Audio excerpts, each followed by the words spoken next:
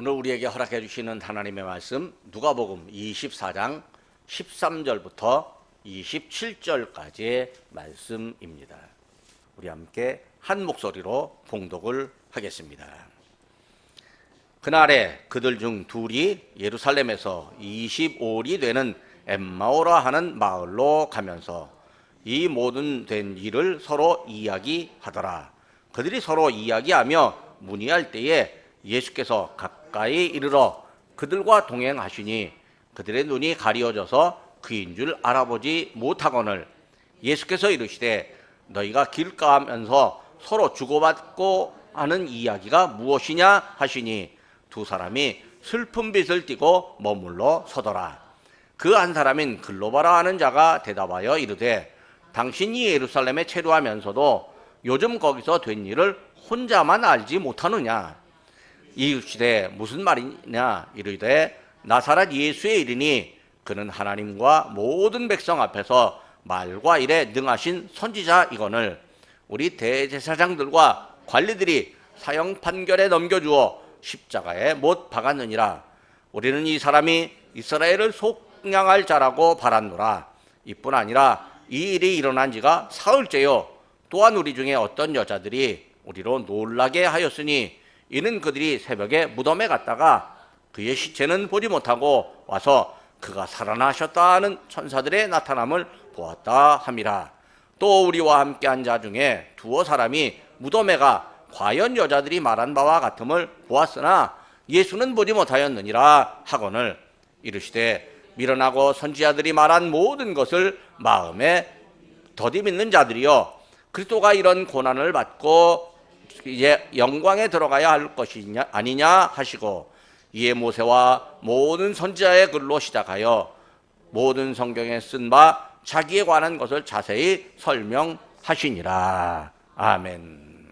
상당히 많은 사람들이 엠마오 마을로 가는 이 두 제자의 이야기를 주제로 그림을 그렸더라고요. 여러 사람들이 이 말씀을 보고 받은 은혜가 있어서 그림으로 그 은혜를 표현했다고 생각을 합니다. 오늘은 부활주일입니다. 예수님의 부활은 믿는 사람들에게 우리의 믿음과 또 우리 믿음의 사실과 여러 가지 의미를 담고 있습니다. 만약에 예수님이 단순히 인간에 불과하다면 예수님은 부활하셨을까요? 그렇지 않았을 겁니다. 예수님이 단순히 인간에 불과하다면 잠시 살아났을 것이고 우리가 그 부활을 기억하지도 못할 것입니다. 예수님은 하나님의 아들로서 하나님이신 분입니다. 예수님의 부활은 당신이 하나님의 아들이라고 하는 사실을 증명하십니다. 예수님은 비록 사람으로 세상에 오셨지만 사람으로만 그치지 않고 부활하심으로 하나님이심을 증명하셨습니다.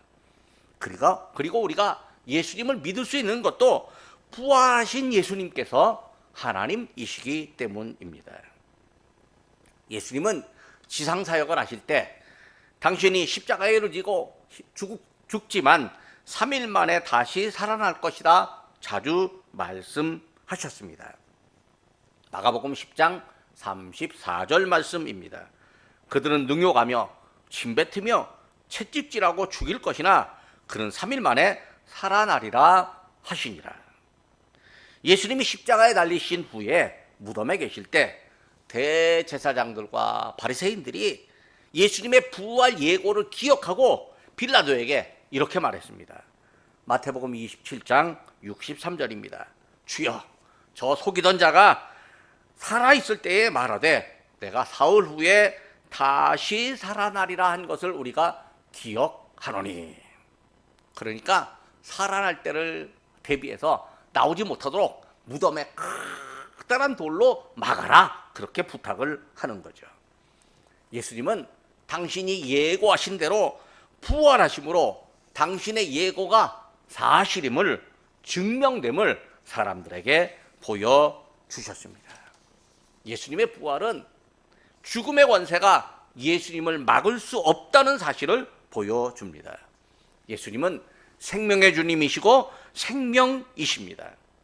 생명이신 예수님이 죽음에 의해서 생명의 주님이라고 하는 그 권세를 내려놓을 수 없었습니다.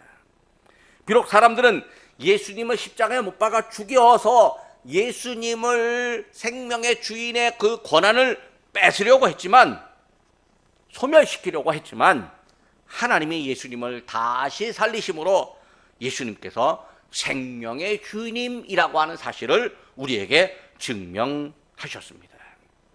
예수님이 생명의 주인으로서 부활하셨으니까 믿음의 사람들에게도 우리가 예수님을 믿으면 예수님을 따라 부활한다 라고 하는 소망을 갖습니다.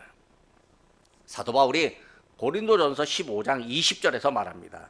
그리스도께서 죽은 자 가운데서 다시 살아나사 잠자는 자들의 첫 열매가 되셨도다.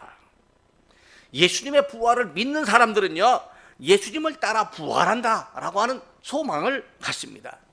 아이고, 어떤 모습, 어떤 모양, 몇 살 때 모습으로 부활합니까? 뭐 이렇게 질문하는 사람들이 있지만 그건 우리가 알 수 없습니다. 그건 하나님이 알아서 하실 일이고, 우리는 단순히 하나님께서 우리를 부활하게 하신다, 하나님께서 우리를 다시 살리신다라고 하는 믿음을 갖습니다.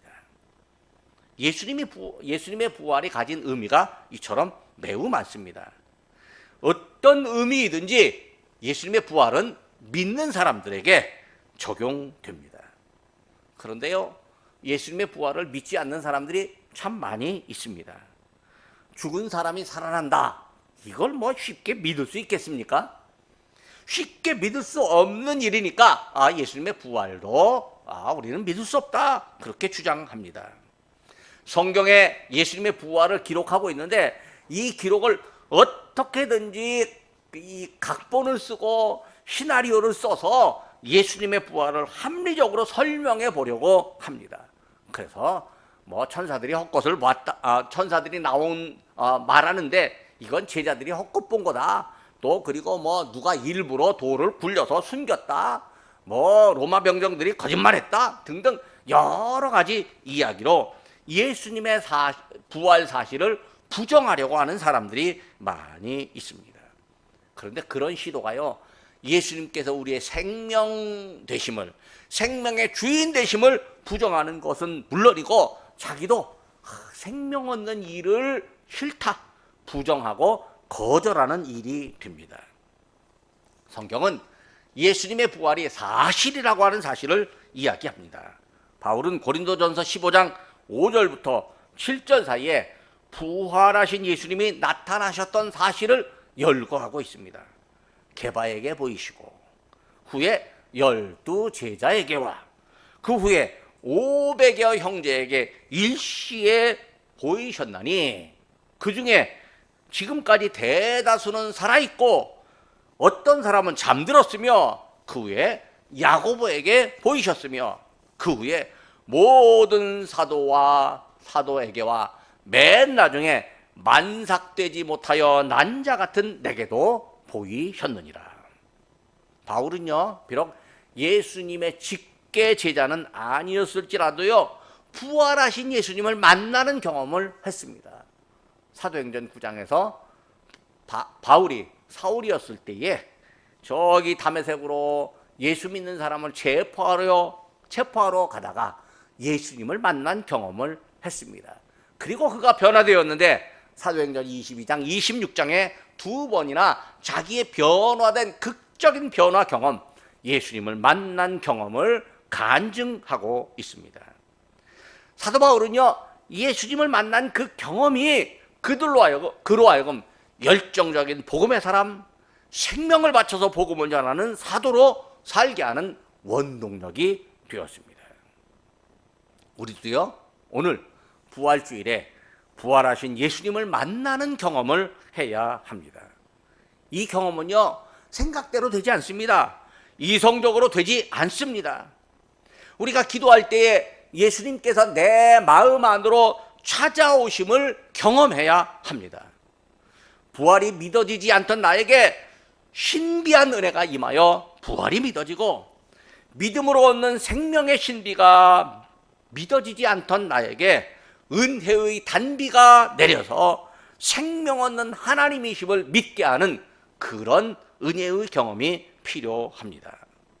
죽음을 두려워하던 나에게 예수님께서 생명 되심이 믿어짐으로 야, 내가 죽음을 이기고 부활한다라고 하는 소망을 갖습니다. 세상살이의 염려와 또 두려움을 갖는 나에게 예수님께서 보내시는 성령의 역사로 용기를 갖고 담대하게 신앙생활하는 그런 은혜는 예수님을 만나는 경험을 통해 이루어집니다. 이러한 변화가 오늘 본문에 나타납니다.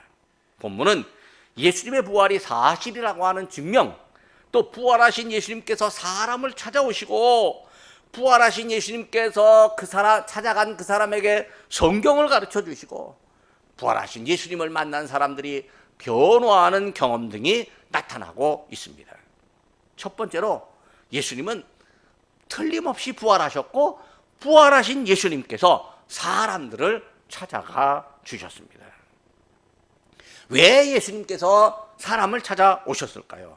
부활을 믿게 하기 위함이었습니다. 예수님이 십자가에 달려 돌아가실 때 수많은 사람들이 환호하는 사람도 있었지만 또 반대로 실망하는 사람도 있었습니다. 실망하는 사람들 여러 곳으로 뿔뿔이 흩어집니다. 그 중에서 두 사람이 예루살렘을 떠나서 엠마오라고 하는 곳으로 갑니다. 오늘 본문에 보니까 25리 정도 된다라고 하니까 뭐 한 10km 정도 된다라고 하는데 역사학자들에 의하면 뭐 32km 정도 떨어졌다라고 말합니다. 엠마오가 예루살렘에서 상당히 떨어진 곳입니다. 한나절 이상 걸어가야 이제 닿을 수 있는 거리에 있는 자그마한 마을입니다. 지금이야 뭐 그 정도면 차 타고 가면 버스 타고 가도 금방 가지만 당시는 걸어서 가야 하니까요 어느 정도 먼 거리입니다. 예루살렘을 떠나 한가롭게 지낼 수 있는 엠마오라고 하는 곳으로 두 사람이 내려가고 있습니다. 이 두 사람이 엠마오로 내려가면서 두 사람 사이에 공유된 어떤 경험이 있습니다. 그 경험이 뭐냐면 예루살렘에 있었던 일입니다. 예수님이 고난당하셨던 일, 또 예수님이 부활하셨다라고 하는 어떤 소문이 도는데 그거 아직 잘 안 믿어져. 뭐 이런 이야기를 나누고 있습니다. 예루살렘을 떠나는 두 사람에게 실망스러운 일, 또 회한이 있습니다. 믿었던 예수님께서 죽었고 소망이었던 예수님께서 사라졌으니까 실망과 회한이 스며들 수밖에 없습니다. 우리도요 잔뜩 기대했던 일이 허사로 돌아가고 열심히 노력했던 일이 수포로 돌아간다면 실망할 수 있습니다. 사람은요 그렇게 살고 있습니다. 누구나 다 노력했던 일이 노력한 만큼 돌아오지 않고 정말로 혼신을 다하여서 계획하고 또 일했는데 그 결과가 내가 원하지 않는 방향으로 완전히 허사로 돌아갈 수도 있습니다. 그런데 어떤 사람은 그 허사로 돌아간 일 때문에 좌절하고 주저앉아서 앉아서 세상을 한탄하고 원망하고 살고 있고, 어떤 때는 아이고 다 필요 없어 나 이제 끝이야 라고 절망하고 있는데, 바로 그때 우리 예수님께서 그런 사람 찾아가 주신다는 거죠. 실망과 아픔을 가진 사람을 찾아오십니다. 두 사람이 말을 주고받고 있는데 예수님께서 찾아오셔서 그들과 동행하십니다. 그냥 찾아가서 잠깐 만나주는 것이 아니라 동행한다. 이게 함께 길을 걸어가면서 곁에 있어준다는 얘기입니다. 두 사람이요 자기들 곁에 찾아온 예수님을 못 알아봤습니다. 본문에 보면 그들의 눈이 가리워져서 못 알아봤다 그렇게 이야기합니다. 예수님이 우리를 찾아오는데 우리의 눈이 가리워져서 예수님을 못 알아본다. 이거 참 얼마나 안타까운 일이겠습니까? 그런데 예수님께서 그들의 눈을 뜨게 해주시는 거죠. 예수님을 알게 해주시는 거죠. 두 사람을 찾아온 예수님께서 질문을 하십니다. 아이고 서로 이야기를 주고받고 있는데 그 이야기 주고받고 있는 내용이 뭐요? 라고 질문하십니다. 두 사람이 질문받고 탁 멈춰서서 예수님을 바라보는데 얼굴에 슬픈 빛이 가득합니다. 그 중에 한 사람, 글로바라고 하는 사람이 대답을 합니다. 아이고 예루살렘에 머물러 있었으면서 거기에서 벌어진 사건을 혼자만 모른단 말입니까? 예수님이 모를 리가 없습니다. 왜? 그 사건의 주인공이었기 때문에요. 하지만 모른 척 다시 질문하십니다. 아이고, 무슨 일이기 때문에 그러시오? 글로바와 또 한 제자가 대답합니다. 나사렛 예수에 관한 일입니다. 그분은 하나님과 모든 일에 능한 선지자입니다. 하나님 아는 분이요, 어떤 일을 하든지 잘 해내는 분입니다. 그런데 그가 대제사장과 관리들이 그에게 사형온도를 받도록 부추겼을 때 그가 십자가에서 죽고 말았습니다. 사실 우리는 나사렛 예수 그분이 이스라엘을 구원할 분이라고 생각했습니다. 우리의 구원자라고 생각했고, 야, 우리가 환호하는 정치 지도자라고 생각을 했습니다. 우리는 그분 덕에 나라를 되찾게 될 거라고 기대했습니다. 그런데요, 그가 십자가에서 죽었습니다. 벌써 죽은 지 사흘째 되는 날입니다. 그뿐만이 아니에요. 우리와 함께 나사렛 예수를 따르던 여자분들이 있었는데요, 그분들이 우리에게 이상한 말을 했습니다. 그분들이 새벽에 예수의 무덤에 갔는데 예수의 시체는 못 보고 천사들이 나타나서 예수가 부활했다라고 하는 소식을 들려주었다고 합니다.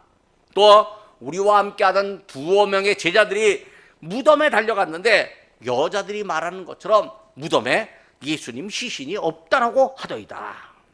그리고 예수님이 부활했다라고 전하는 천사들만 보았다라고 말하더이다. 엠마오로 가는 두 제자가요, 예수님의 부활 소식을 이미 들었습니다.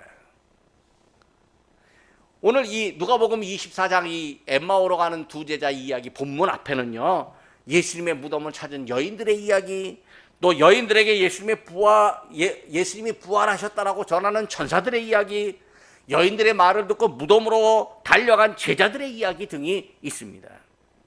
엠마오로 가는 두 제자는요, 예수님이 부활하셨다라고 하는 몇 가지 이야기를 들었습니다.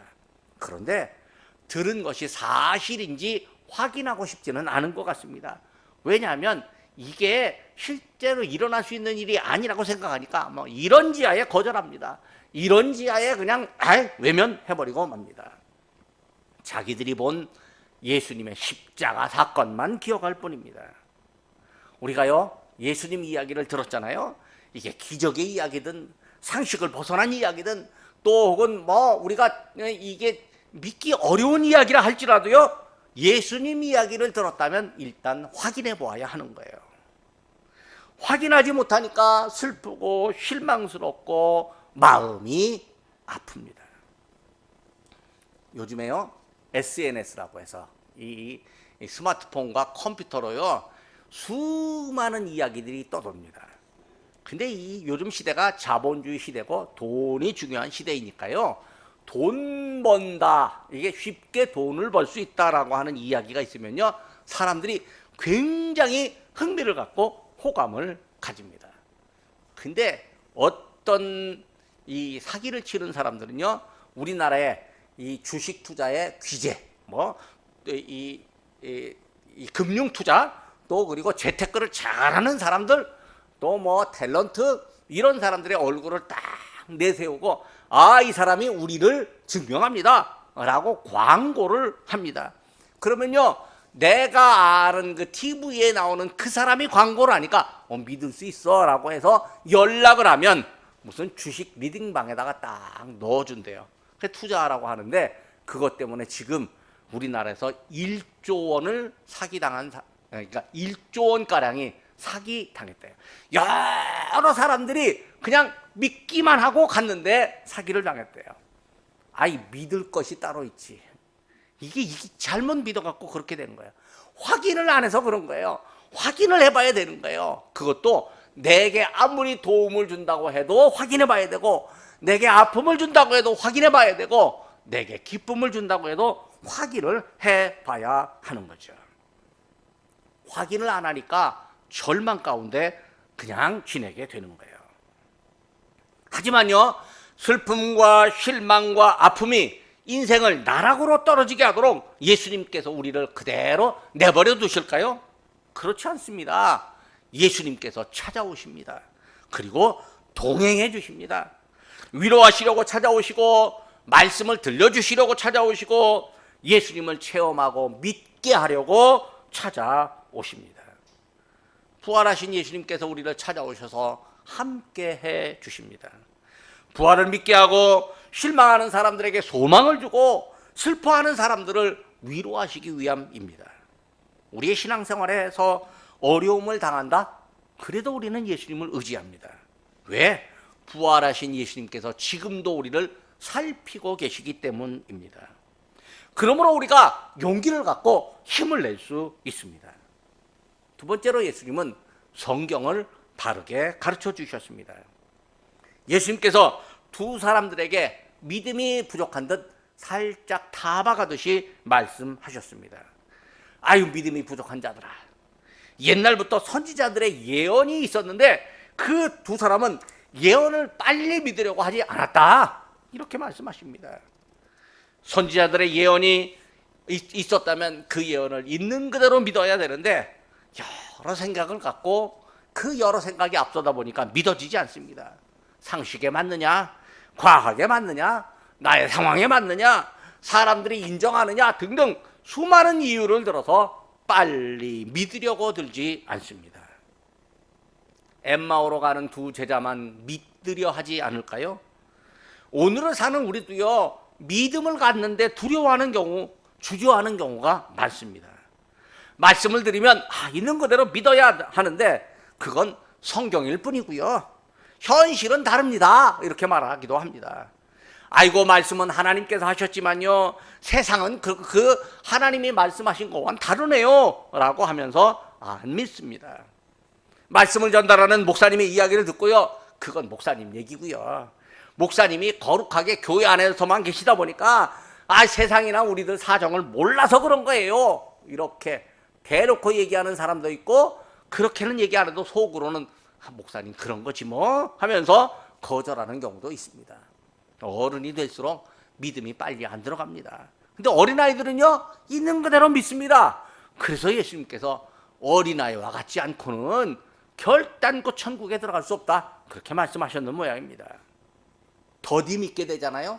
빨리 안 믿잖아요. 그러면 그만큼 시간, 세월이 소비됩니다. 허비됩니다.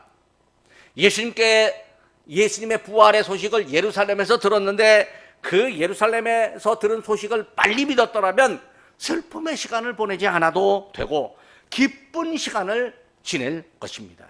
그런데 믿지 않다 보니까 슬프고 힘들고 괴로운 시간을 보냅니다.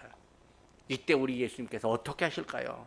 예수님은 믿게 하시려고 필요한 사람에게 찾아와서 말씀을 다시 들려주시고 확인해 주십니다. 예수님은 예언자들의 예고, 그리스도가 고난을 받고 영광에 들어가야 할 영적 원리를 말씀해 주셨습니다. 사람들은요, 일반적으로 고난을 받잖아요. 그러면 영광으로부터 멀어지고 영광이 사라진다 생각을 하고 있습니다. 그러나 우리 예수님께는요, 고난이 곧 영광이었습니다. 요한복음 17장에 보면요, 예수님께서 기도하실 때 아버지가 아들을 영화롭게 할 때가 가까웠다, 이렇게 말씀하십니다. 그 기도의 때가요, 곧 십자가 고난을 앞에 둘 때였습니다. 예수님은 고난을 통해서 하나님의 뜻과 계획을 이루십니다. 하나님의 계획이 성취되는 영광이 예수님의 고난이라고 하는 과정을 거쳤습니다. 이 세상에 어떤 영광도요, 고난을 거칩니다. 사업하는 분도 사업이 잘 되는 것도 이 투자를 받고 기술을 개발하고 또 사람들을 훈련시키고 마케팅을 하고 고난을 거쳐서 사업이 됩니다. 학자들도요, 위대한 학설을 내기 전에요, 수많은 고난을 거치면서 실험하고 연구하고 그 괴로움을 거치고 그리고 영광의 자리에 갑니다. 예수님은 모세의 글과 선지자들의 글을 풀어줍니다. 모세의 글은 구약의 오경, 율법을 말합니다. 선지자의 글은 구약의 예언서를 말합니다. 이스라엘 사람들의 율법과 선지자의 글을 갖고 있음을 자랑스럽게 생각을 했습니다. 이스라엘 사람들은요, 율법과 선지자의 글을 낭독하였습니다. 안식일에 회당에서 낭독하는 시간을 가졌습니다. 그래서 우리 예수님도 안식일에 회당에 가서 이사야의 글을 낭독했습니다. 문제는요, 읽고 낭독을 하지만 그 안에 있는 진짜 의미가 무엇인지 잘 모르고 살 수 있습니다. 우리가 성경 열심히 읽습니다. 왜 열심히 읽을까요? 그 안에 진짜 의미, 하나님께서 우리를 사랑하신다라고 하는 예수 그리스도의 십자가 부활로 인해서 나를 구원하셨다라고 하는 그 영적 진리를 우리에게 알려주려고 우리에게 성경 읽으라고 하는 거예요. 성경 읽으면서 그것이 여기도 보고 깨달아지고 저기를 보고도 깨달아져야 하는 거죠. 예수님은 율법과 선지자의 글 안에 핵심이 곧 예수님 자신이라고 알려주셨습니다. 예수님이 당신에 관한 것을 자세히 설명하셨습니다. 예수님이 요한복음 5장 39절에서 말씀하십니다. 너희가 성경에서 영생을 얻는 줄 생각하고 성경을 연구하거니와 이 성경이 곧 내게 대하여 증언하는 것이니라. 그래서 복음서, 특히 마태복음에는요, 예수님이 어떤 말씀하죠, 어떤 기적을 행하죠, 그러면 구약의 예언 무엇이 이루어졌다 이렇게 자주 설명을 합니다. 예수님은 부활을 믿지 못하는 사람들에게 당신이 성경의 핵심이고 증거라고 가르쳐 주십니다. 세 번째로 예수님은 사람의 변화를 주도하십니다. 변화는요, 바뀌는 걸 의미합니다. 변화는 깨닫는 바가 바뀌고 생각했던 바가 바뀝니다. 변화는 길을 가는 사람의 목적지가 바뀌거나 가는 방향을 바꾸는 일입니다. 예수님의 말씀을 들은 두 사람에게서 변화가 나타났습니다. 엠마오로 가던 길에는 눈이 어두워져서 예수님을 못 보던 사람들이었는데 예수님과 함께 저녁 식사를 하려고 기도를 마치고 빵을 나누어 받던 중에 눈이 밝아져서 예수님을 알아보았습니다. 그리고 예수님은 두 제자의 눈앞에서 사라졌습니다. 두 제자가 서로 얼굴을 보면서 자기들 앞에 일어난 일이 대체 무엇인지를 말합니다. 우리가 오던 길에서 그 말씀 들을 때에 우리에게 성경을 풀어주었을 때 우리의 속마음이 뜨겁지 아니하더냐? 우리의 속마음이 뜨거웠던 것을 보니 우리가 부활하신 예수님을 만난 것이로구나. 부활하신 예수님을 체험하면 이처럼 뜨거운 가슴, 말로 표현하기 어려운 희열이 생겨납니다. 부활하신 예수님께서 우리를 찾아오셔서 만나주시면 몸의 변화, 마음의 변화, 생각의 변화가 일어납니다. 그리고 두 제자가 엠마오로 가는 길에서 돌이켜 예루살렘으로 올라갔습니다. 하룻밤 머물려고 여관에 들어갔지만 즉시 일어나 예루살렘으로 올라갔습니다. 그들에게 행동의 변화가 일어났습니다. 예루살렘에 11제자와 사람들이 모여 있습니다. 모인 사람들에게 주께서 말씀하신 대로 과연 살아나시고 베드로에게도 보이셨다라고 하는 말을 자기도 들어봤습니다. 두 사람이 자기들이 경험한 것, 예수님을 만난 것을 말합니다. 엠마오로 가던 길에서 예수님을 만나 말씀을 들은 것, 저녁 때 여관에서 식사하던 중에 눈이 밝아져서 예수님을 알아보게 된 것을 말합니다. 이제 두 사람의 말하는 내용이 변화되었습니다. 전에는 슬픈 빛으로 예수님의 십자가 그 이야기만 실망하고 괴로움을 이야기했는데 이제는 기쁜 얼굴로 부활하신 예수님을 말하게 되었습니다. 그들의 믿음이 변화되었고 감정도 변화되었습니다. 슬픈 얼굴이 기쁨으로 가득한 얼굴이 되었습니다. 오늘 부활의 아침에 우리에게 기쁨의 얼굴이 나오기를 바랍니다. 말씀을 맺으려고 합니다. 예수님이 부활하셨습니다. 예수님의 부활은 예수님만 예고하신 것이 아니라 구약에서도 예고된 겁니다. 예수님은 구약의 예언과 당신이 예고하신 대로 십자가에서 죽으셨지만 3일 만에 다시 살아나셨습니다. 예수님께서 다시 사신 후에 사람들에게 나타나셨고 엠마오로 가는 두 제자에게도 나타나셨습니다. 예수님은 실망하는 사람들, 믿지 못하는 사람들, 이런 사람들을 찾아오시고 말씀을 들려주십니다. 예수님을 경험하게 하시고 믿음을 갖게 하십니다. 예수님을 만나 믿음을 가진 사람들에게 변화가 일어납니다. 마음의 변화, 생각의 변화, 말의 변화, 행동의 변화, 감정의 변화, 표정의 변화가 일어납니다.